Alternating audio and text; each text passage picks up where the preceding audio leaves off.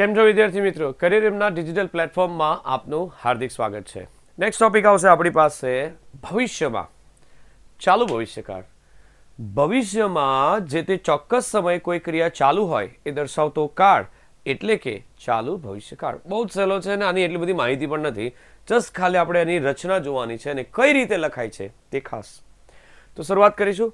અને તમારી પાસે વાક્યરચના આવશે કે ફરી એકવાર બરોબર છે. વાક્યરચનામાં શેલ અને વિલ પ્લસ આમાં વચ્ચે વધારાનું બરાબર છે, જોઈએ લખેલું છે બી અને ક્રિયાપદને શું લાગશે ING. આની પેસિવ રચના એક્ઝિસ્ટ કરતી નથી. મોસ્ટ એમ્પી ધ્યાન રાખજો, આનું પેસિવ ફોર્મ એક્ઝિસ્ટ કરતું નથી. સેલ અને વિલ વચ્ચે બી અને ક્રિયાપદને શું લાગે ING.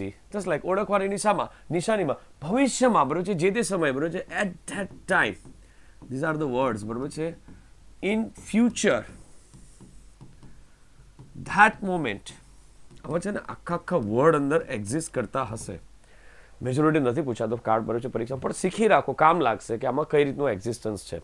Just like he will be reading a book tomorrow. તે આવતીકાલે બરોબર છે. ભવિષ્યમાં તો આ વસ્તુ છે ને તે સમયે કેવી દર્શાવવાની છે, ચાલો તે આવતીકાલે આ સમયે વાંચતો હશે. ઓબ્વિયસલી બરોબર છે. એટલે આની અંદર ટુમોરો બી એડ થાય કે હા સર હમણાં આની આગળમાં બી તમે ટુમોરો એડ કરેલું, બરાબર થવાનું છે. નકાર હોય તો નોટ વચ્ચે આવે કે આ વિલ અને બી ની વચ્ચે, અને પ્રશ્નાર્થ હોય તો વિલ આગળ આવે ને આ તમારો કરતા વચ્ચે જતો રહે. ખ્યાલ આવશે. વાક્યરચના ખાસ જોજો કે એમાં કઈ રીતનું બરોબર છે સ્ટ્રક્ચર ગોઠવાયેલું છે. તો પહેલો રૂલ જસ્ટ ખાલી ઇન્ફોર્મેશન જ છે, બહુ જ નાનો ટોપિક છે. શીખતા રહો કે આમાં ભવિષ્યમાં જે તે સમયે ચોક્કસ ક્રિયા ચાલુ હશે. સેલ અને વિલ પ્લસ બી પ્લસ ક્રિયાપદને શું લખ્યું ING. અમે ક્રિયાઓ વિશે વાત કરવા અથવા સંદર્ભ આપવા માટે ભવિષ્યના સતત પ્રગતિશીલ સમયનો ઉપયોગ કરે છે. સતત ચાલતો હોય બરોબર છે એ અર્થમાં. પ્રવૃત્તિઓ જે ભવિષ્યમાં ચોક્કસ સમયે ચાલુ રહેશે.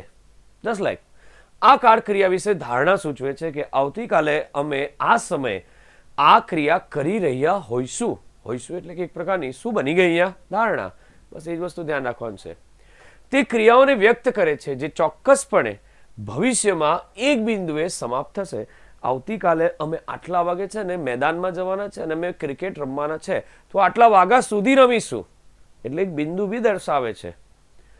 એવી ક્રિયા બતાવવા માટે કે જેમાં વેન અથવા તો બિફોર વર્તમાન કાળ દ્વારા અનુસરવામાં આવે છે. વેન અને બિફોર તો લખાય, પણ પાછો કોણ આવે અંદર વર્તમાન કાળ. કઈ રીતે જરાક બરાબર ધ્યાન આપજો ને. I will have a complete this task before C comes. તેણી આવે ને સાદો વર્તમાન કાળ. કમ્સ એ કયો કાળ થયો? સાદો વર્તમાન કાળ. તેણી આવે ને આઈ વિલ હેવ કમ્પ્લીટેડ, મેં પૂર્ણ કરી નાખ્યું હશે.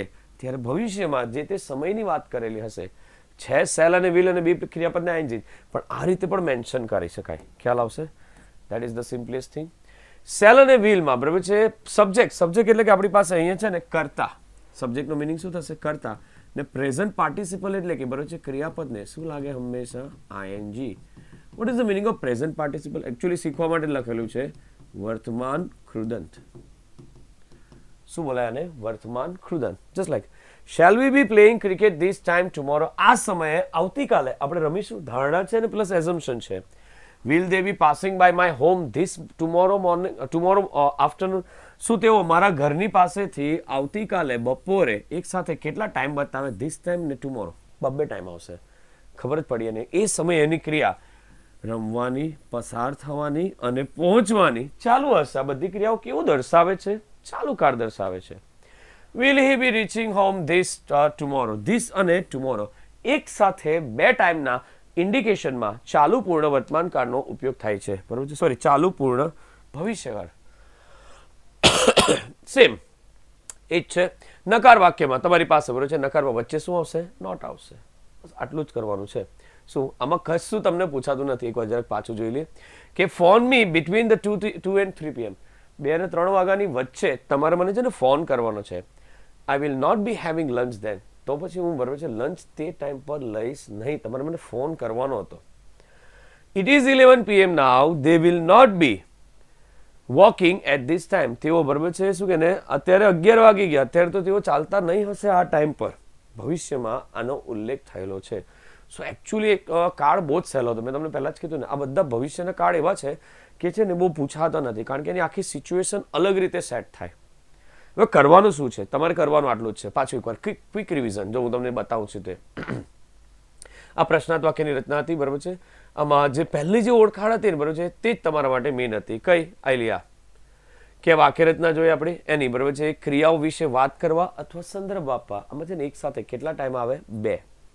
પ્રવૃત્તિઓ જે ભવિષ્યમાં ચોક્કસ સમય ચાલુ રહેશે, ભવિષ્યમાં જે તે સમય ચાલુ રહેશે, તો will plus be, shall will plus be plus ક્રિયાપદને આઈએનજી. આ કાર્ડ ક્રિયા વિશે ધારણા સૂચવે છે. બસ આ તમારે આટલું જ યાદ રાખવાનું હતું. તમે આટલું યાદ રાખો ને એટલે ખબર જ પડી કે સર આ ભવિષ્ય કાળ જ છે. મેજોરિટી આજ દિન સુધી પૂછાયો નથી, પણ પૂછાય તો તમને ખબર પડી જાય. આ મેં તમને એનું થોડુંક એક્સપ્લેનેશન આપ્યું કે એક તે ક્રિયાઓને વ્યક્ત કરે છે જે ચોક્કસપણે ભવિષ્યમાં એક બિંદુએ સમાપ્ત થશે એવું દર્શાવે છે.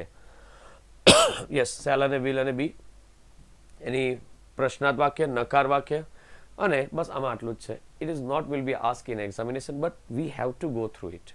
ઓકે, તો મળીએ નેક્સ્ટ સેશનમાં.